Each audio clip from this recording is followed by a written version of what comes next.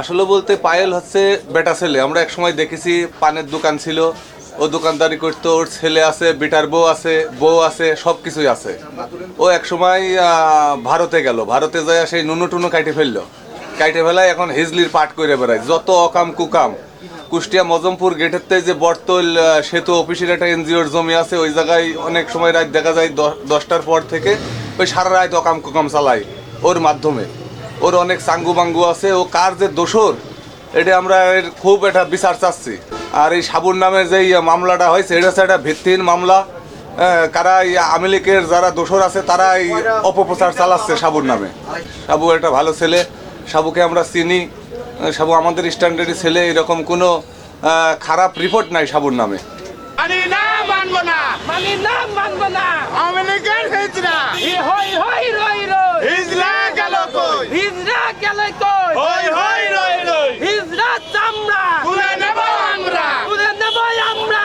হিজড়ার চামড়া। হিজড়া মুক্ত দেশ চাই, বদতে কই বদতে কই, মুক্তি মুক্তি মুক্তি চাই, সাবু ভাইয়ের মুক্তি চাই, সাবু ভাইয়ের মামলার প্রত্যাহার প্রত্যাহার। প্রত্যাহার প্রত্যাহার। গ্রামে হেলাল নামে একটা ছেলে, তার স্ত্রী ছিল, তার ছেলে সন্তান আছে। সে আমাদের পার্শ্ববর্তী দেশ ইন্ডিয়া থেকে গিয়ে পুরুষ লিঙ্গ কেটে সে হিজড়া, অবৈধ হিজড়াভাবে এখানে বসবাস করে অসামাজিক কাজে লিপ্ত আছে এবং আমাদের বেলঘরে কলোনি পাড়া অনেক কলোনির সম্পত্তি জোরপূর্বক দখল করে খায় এবং সে আওয়ামী দুঃশাসনের আমলের একজন ভাইস চেয়ারম্যান।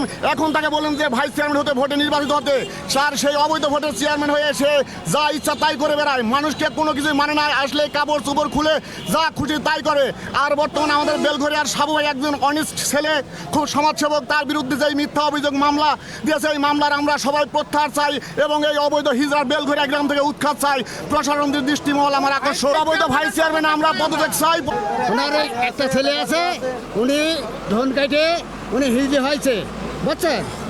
এটা সবাই জানে, আপনারা তদন্ত করে দেখেন, না হলে উনি মেডিকেল করেন, মেডিকেল করে দেখবেন উনি একটা পুরুষ মানুষ ছিল, ওরা যাতে সাথে দেখবেন ছিল সবাই ফিরে পুরুষ, এদের সবাই ধন কাটে ওরা পুরুষ হিজড়ি হয়েছে।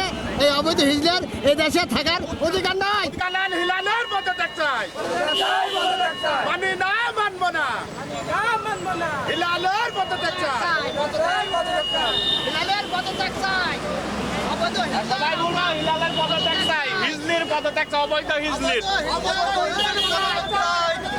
ওরা কেউ হিজলি না, ওরা সব বেটা চান, ওরা অবৈধ ব্যবসা করে। আপনি ওর বাসায় যাবেন একদিন, আপনারা সাংবাদিক, আপনার কাছে আমাদের বিনীত অনুরোধ, আপনারা তদন্ত নেন, ওর বাসায় যাবেন, একটা যদি হিজলি পান তারপরে আমাদের কাছে এসে বলবেন। সাবু ভাই অত্যন্ত ভালো মানুষ, ওর নামে এখন ওর কাছ থেকে টাকা খাওয়ার জন্য ও অবৈধভাবে ও এখন গ্রামের লোকজনকে হেনস্থা করতে। আমরা ওর বিচার চাই, হিলালের বিচার চাই, হিলালের বিচার চাই।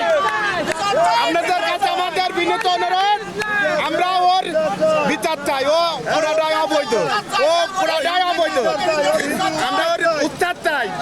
কিছুদিন এই রায় কর্তৃকা দিচ্ছে এদের নামে, তারপরেও ও অবৈধভাবে টাকা দিয়ে দোর দখল করে ও এই কামগুলো করছে। কেন এগুলো করবে? আমরা সাধারণ মানুষ, আপনাদের কাছে আমরা বিচার চাই, এই আমাদের আশা। হিলালের বিচার চাই, হিলালের বিচার। পুরুষ থেকে ও হচ্ছে হোল কেটে এখন হচ্ছে হিজলা হয়েছে। আসলে এই হিজলা হওয়ার পরে দেশে মানে গ্রামে এত পরিমাণ অকর্ম করছে, তা আসলে ভাষা বলার মতো না।